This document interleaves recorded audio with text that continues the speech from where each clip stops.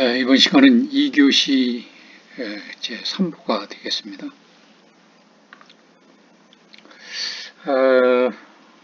지난 시간까지 그 동서양과 이제 갈등과 공존에 대해서 얘기했었죠. 오리엔탈리즘에 대해서도 얘기를 했었고, 그래서 그 오리엔탈리즘의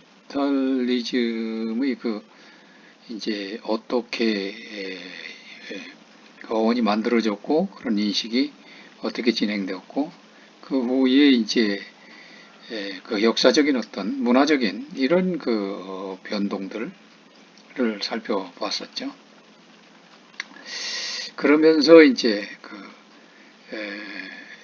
그러한 서구적인 문화에 이어서 이제 그네들이 생각하는 오리엔탈리즘과 이쪽 동양 쪽에서의 그런 어떤 근대적인 역사의 변화 이런 거 특히 중심적 역할을 했던 중국.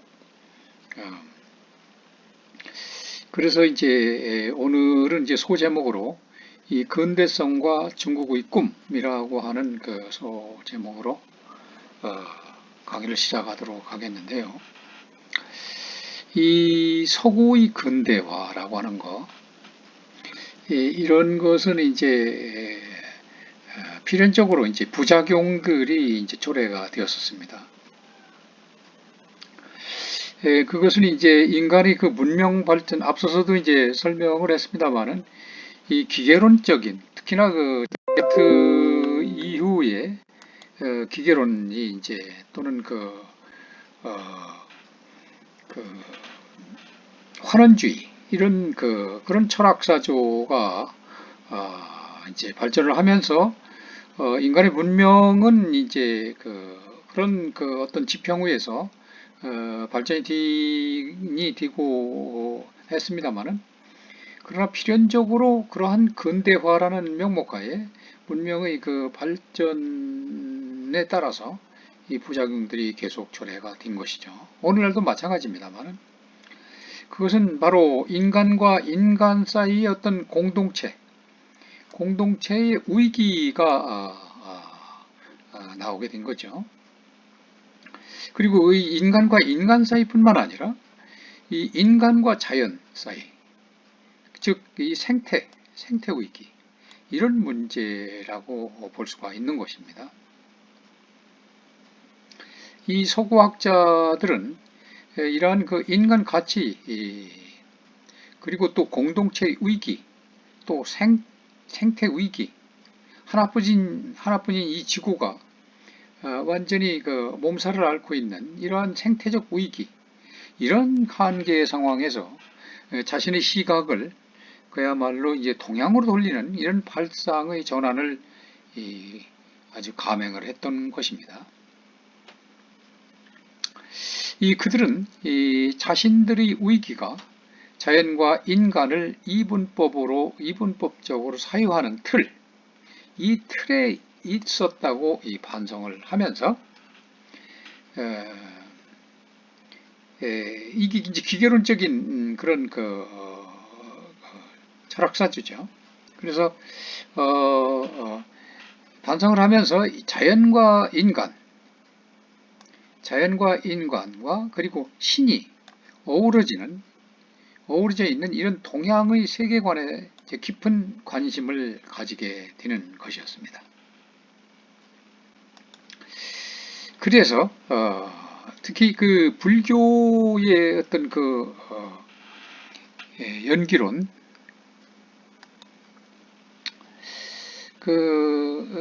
불교의 연기론적인 그런 세계관, 모든 것은 인연이죠. 인과응보. 이런 불교의 연기론적 세계관이나 또는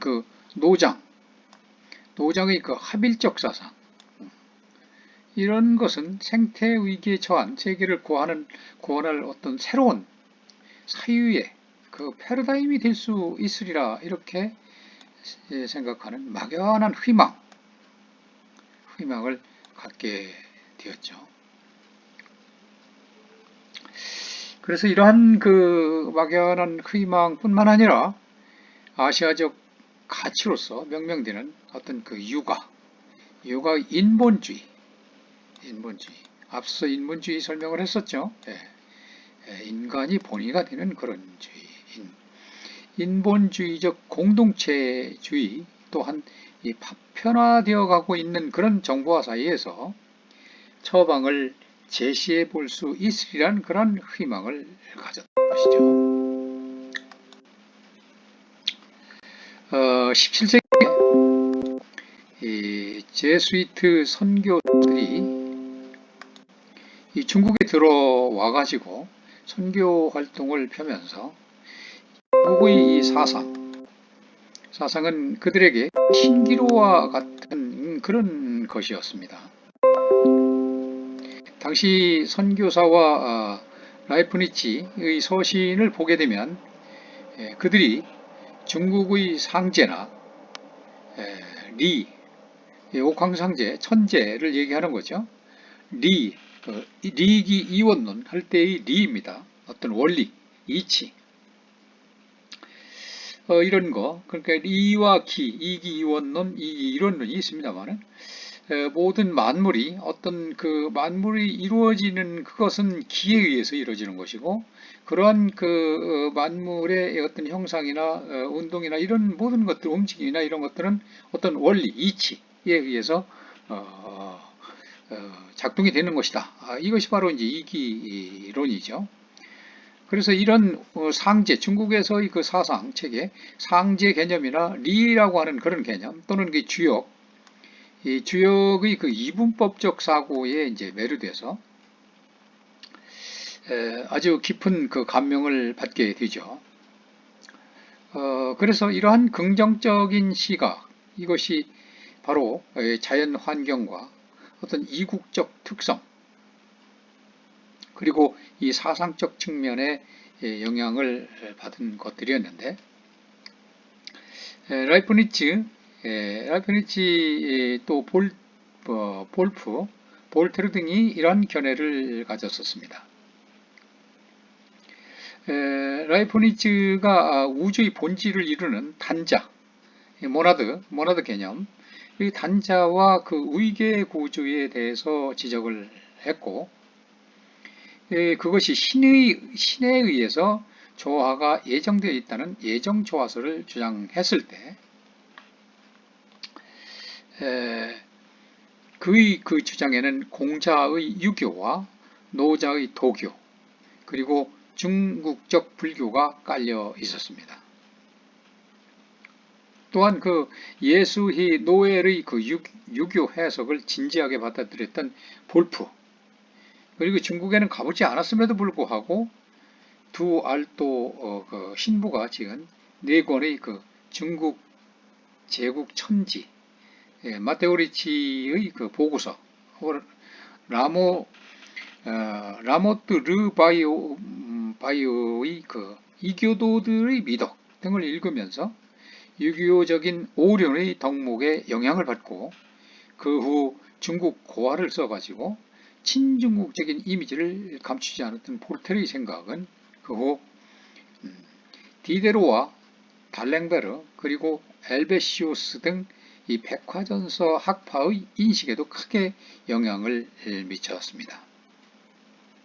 뿐만 아니라 당시 그들이 경전을 통하여 접했던 공자의 위민사상, 백성, 국민을 위한 사상이죠. 이 사상은 프랑스 혁명에 지대한 영향을 끼쳤다고 크릴은 서술하고 있습니다. 사실 여러분들 그 현대에 우리 문명이 대전환이 되고 있는 휴대폰, 이런 것이 이루어지는 어떤 그 근저에 있어서 지금 얘기하는 라이프니츠의 그 기본적 철학적 바탕이 큰 기반을 이루고 있는 것이 사실이죠. 그런데 이 어디에 기반을 둬서 그런 것이냐? 바로 이제 컴퓨터 이론이 있죠. 컴퓨터 이론.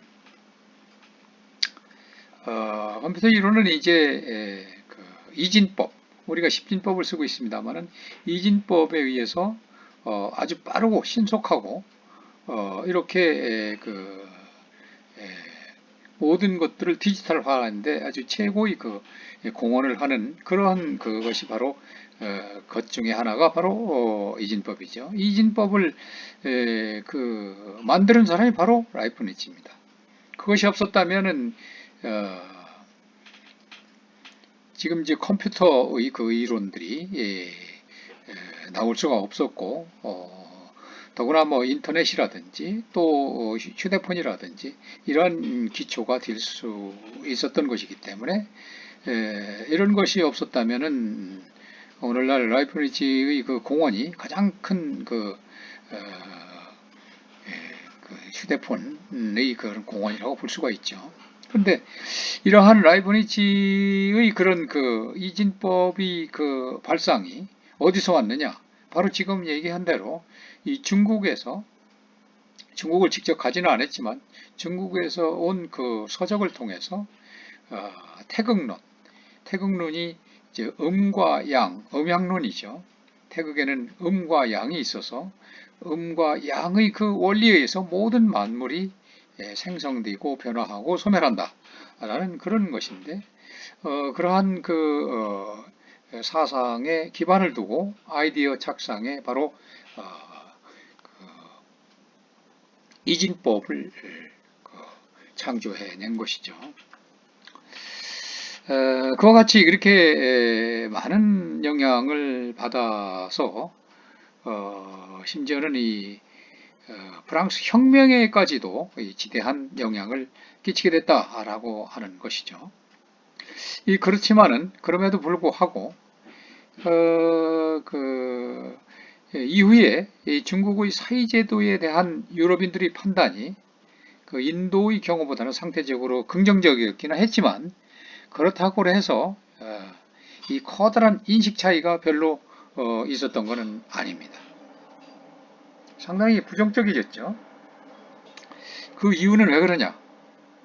해외 무역에 종사하는 이 사람들이 직접적인 체류 경험을 통해서 중국도 역시 마찬가지로 인도와 마찬가지로 더 이상 이 상향의 지대는 아니다 라고 이렇게 생각을 했기 때문입니다.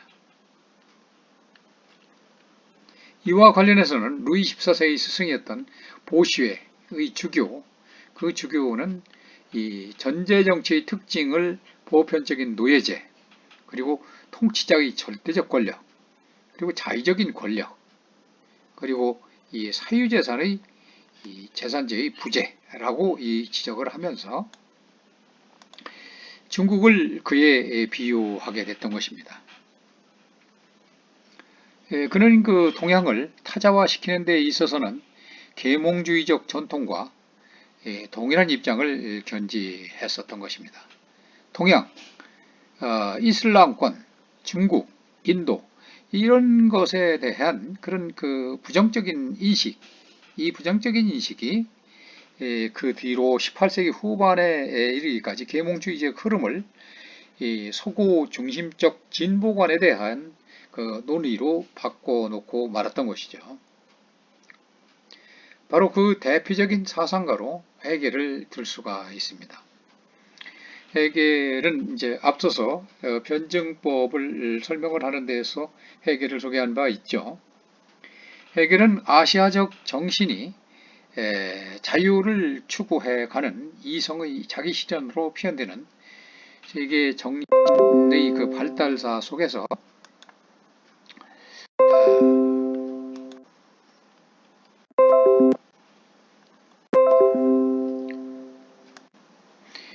유년기의 수준을 벗어나지 못한다라고 이렇게 혹평을 하였었던 것입니다.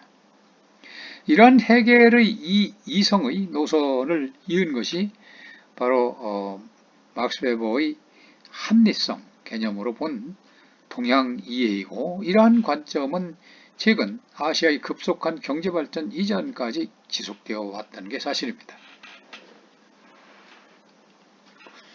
그래서 이 헤겔의 역사철학, 이 역사철학은 역사를 이해하는 하나의 결정적 전기를 마련했던 것이죠.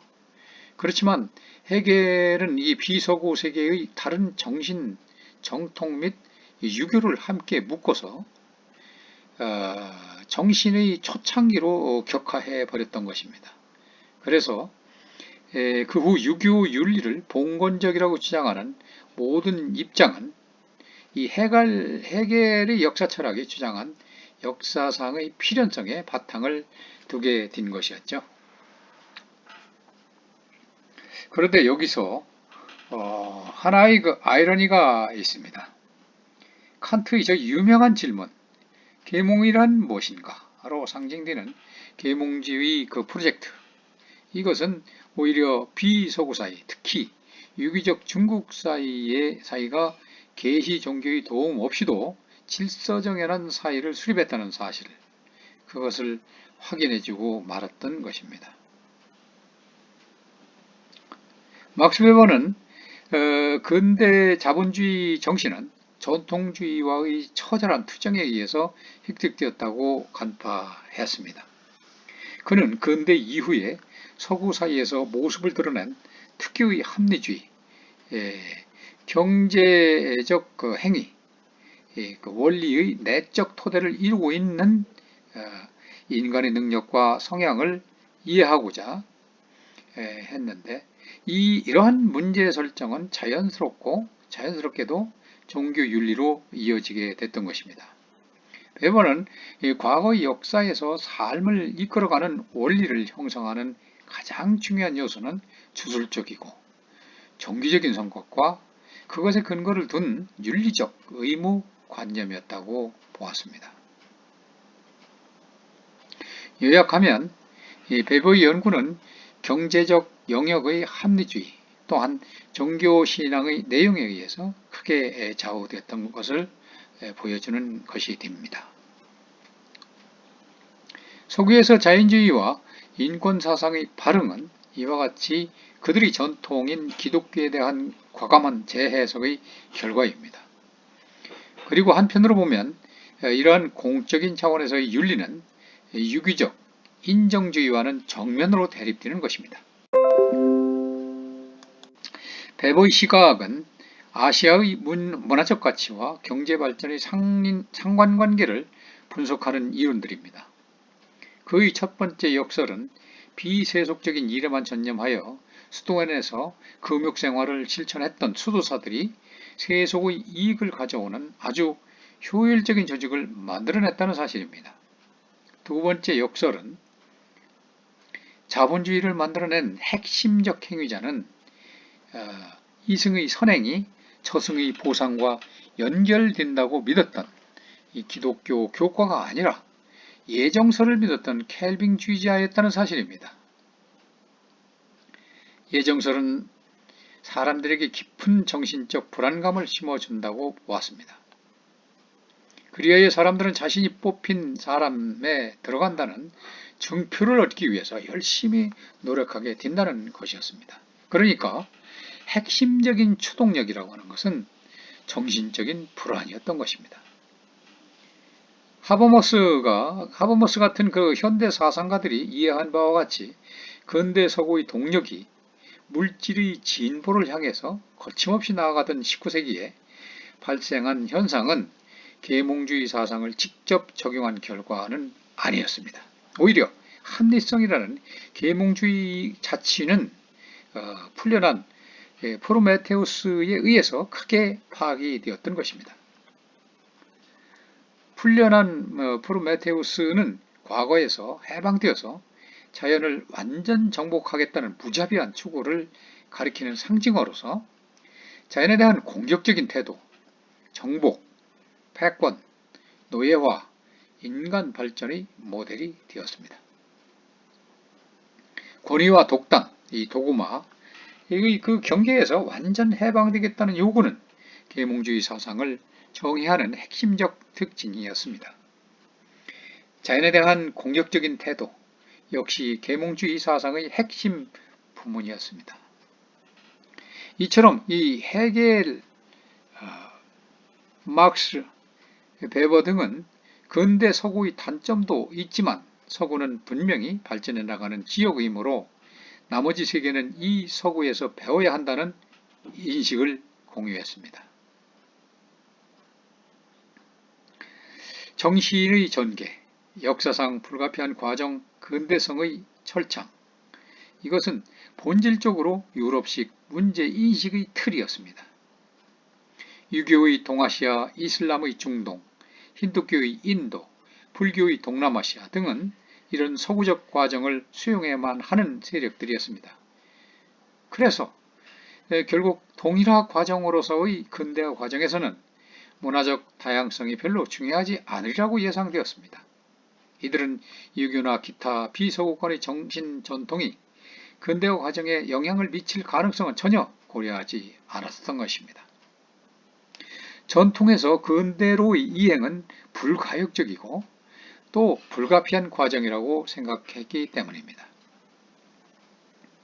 베버는 중국 문화를 자세하게 분석하고 유교정신과 프리티니즘을 비교하면서 유교의 군자 개념을 이렇게 설명을 했습니다. 군자라고 하는 것은 외부 환경, 이 세상의 조건에 적응해야 한다.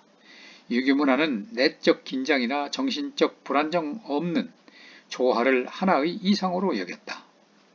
베버는 이 중국인의 성격을 아주 자세하게 묘사했습니다. 그들은 적응에 능할 뿐만 아니라 무한한 참을성과 절제된 공손함, 단조로움에 대한 무관심, 지속적으로 열심히 일하는 능력 등을 갖고 있다고 말했습니다. 중국인은 근면을 이상화하지 않고 행운의 중요성을 강조합니다. 적절한 의식을 치르면 이 행운의 가능성이 높아진다고 믿습니다. 인생의 많은 부분이 행위자를 둘러싼 외적 환경에 의해서 결정된다는 이 중국인의 근본 신념의 철학적인 바탕이 되는 근원은 또 다시 도교입니다. 이처럼 행운의 강조는 현실지향적인 인생관을 낳게 된 것입니다. 중국에서 의사결정의 핵심은 상황을 조심스럽게 판단하고 이점을 최대한 이용하는 것이었습니다. 이렇게 하여 행운을 강조하는 비속세적 태도가 오히려 객관적 현실을 생생하게 파악하도록 만드는 역설적 효과를 낳게 된 것입니다. 이런 지향성이 있기 때문에 중국인은 시장의 구조와 성격에 아주 민감합니다. 중국인에게서 시장은 이론적 추상체가 아니라 살아있는 생생한 현실체인 것입니다. 데이빗 맥클렐란드의 그 성취욕구 개념도 중요한 중국식 문화 가치를 설명하고 있습니다. 비록 육체노동과 근면은 경멸했지만은 그래도 유교주의는 자기 향상의 중요성을 강조했습니다. 그래서 유교문화는 성취동기를 존경을 합니다. 성취와 정속의 역설적 결합은 중국의 전통적 사유와 과정의 필수 요소인데, 그러나 역설적이게도 중국 문화는 이 종속관계의 이점을 강조합니다. 이러한 심리적 지향은 이 자급자족을 숭상하는 입신출세와는 상반되는 것입니다. 성취욕구와 종속상태의 적절한 균형은 진리의 바탕을 둔 운영과 개인 관계의 역할에 밀접하게 관련되어 있습니다. 그러면 한국과 동양 그리고 서양의 그 소주제로 진행을 하겠습니다.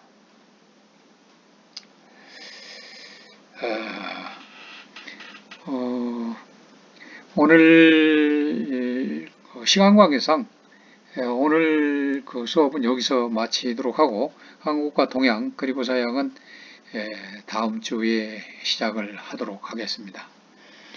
여러분 수고했습니다.